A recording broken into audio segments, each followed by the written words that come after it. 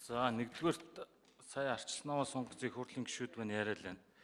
Гэтэл арчилсан намын өнгөрсөн жилүүд 12 жил төрийг барилджээ. Энийг бас санах хэрэгтэй. 90-ээс 92 он, 96-аас 2000 он, 2004-өөс 8, 8-аас 12 он.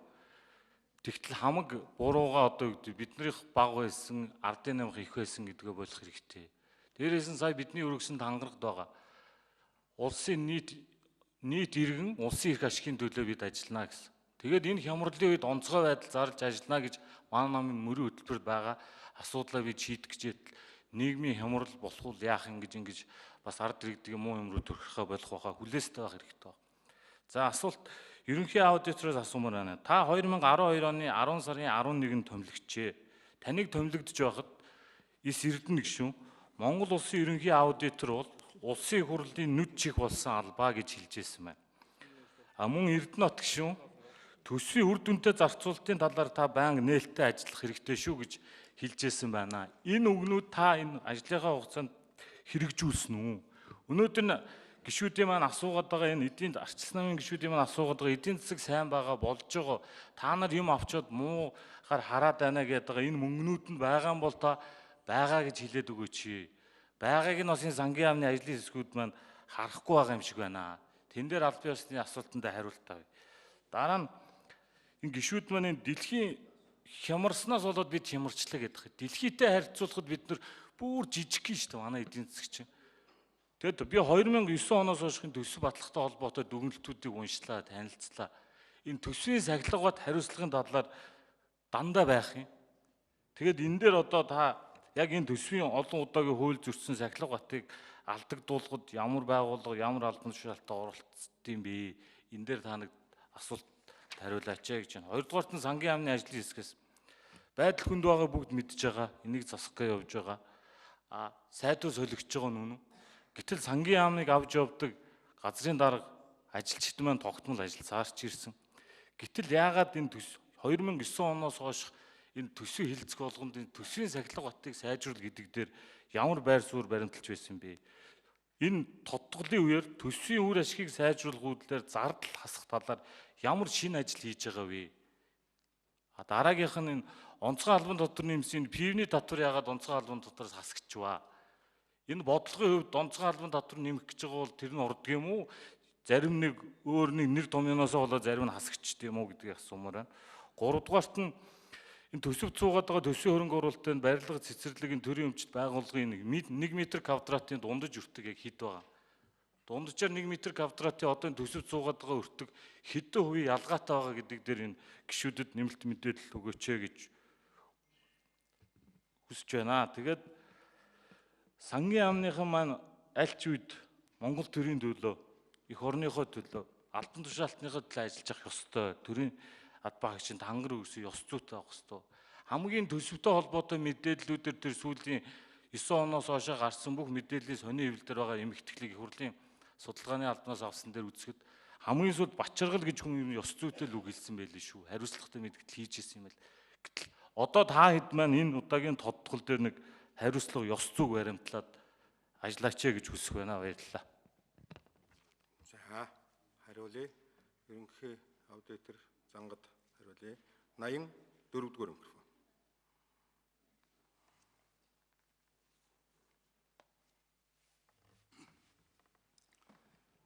За улсын хурлын эрхэм гишүүдийн амгалан айлтгая. За эрхэм гишүүний асуултанд хариулъя. Төрийн аудитын байгууллага төрийн аудитын тухай хууль, төсвийн тухай хуулийн дагуу эдгээр хуулиудад заасан бүрэн эрхийг хэрэгжүүлж Монгол улсын нэгдсэн төсвийн гүйцэтгэлийг жил бүр гаргаж засгийн газрын жил бүрийн санхүүгийн нэгдсэн тайлан улсын төсвийн болон улсын төсвөөс одоо эргэн төлөвлөсөн нөхцөлтэй гарсан хөрөнгө оруулалтын гүйцэтгэлийн тайлан зэрэг одоо 3 тайланг жил бүр 6 сарын 10-ны дотор улсын хурлд өргөн барилж хэлэлцүүлж ирсэн. Энэ дээр улсын төсвийн гүйцэтгэл, засгийн газрын санхүүгийн нэгдсэн тайлан, за тухайн оны хөрөнгө оруулалтын төлөвлөгөө хэрхэн хэрэгжсэнийг засгийн газрын тайланд хөндлөнгийн аудит хийх замаар баталгаажуулж, тоо баримтын тулгаж, нотлох баримттай тулгаж баталгаажуулж ирсэн үйл ажиллагаанд мөрддөг арга зүй нь бол аудитын олон улсын стандарт, төсвийн тухай хууль, төрийн аудитын хууль, түүний дагуу гаргаж ирсэн аргачлалуудыг баримталж ажиллаж ирсэн. За энэ 2015 оны төсвийн гүйцэтгэл эдгээр тайлангуудыг мөн одоо их хурл удахгүй хэлэлцэж баталгаажуулах гэж байна. 16 оныхыг бол явцын аудит нь эхлээд явж байгаа гэдгийг хэлье. Мөн түүнчлэн улсын их хурлын төсвийн байнгын хорооноос сэдвийг нь баталсан асуудлуудаар аудит хийж, тайланг нь тус байнгын хороонд илгээж улсын их хурлын гишүүдэд хүртээл болгож ингэж ажиллаж ирсэн гэдгийг хэлье. За тэр ажлын хэсгээс асуусан сангийн яамныхан гэд хэн нь хариулах юм бэ? Солилцсон зайд ань чинь Заганбат. Нэгдүгээр эндрийг өгч. Нэгдүгээр хавтар. За Цэрэнбат гишүүний асуултанд хариулъя. Сангийн яамны төсвийн бодлого төлөвлөлтийн газрын дараа Ганбат. Сангийн яамнаас бол төсвийн сахилга батын шинжилгээг бол байнга хийж ирсэн. 2009 10 онд бид нэр төсвийн доктортой байдлын тухай төсвийн тухай хуулийн төслийг боловсруулад 13 он 1 сарын 1-ээс мөрдөж эхэлсэн.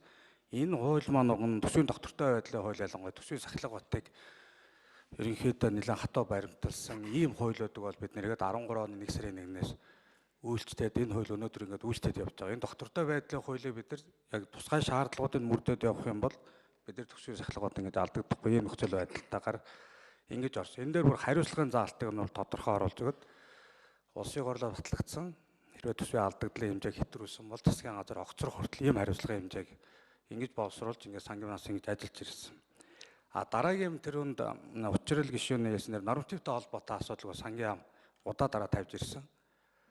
Хаяр бас сайдыг сангийн сайд байх үед энэ нормативтэй холбоотой заалтыг бид нэр батлаад гэтээ энэ бас улс төрийн шалтгаанаар ингэж мөрдөөгөөс болоод ингэсэн. Энийг бол сангийн яам үе үед мөрдүүлж ирэх гэдэг ийм саналыг бол ингэж гаргаж ирж ингэж ажиллаж байсан.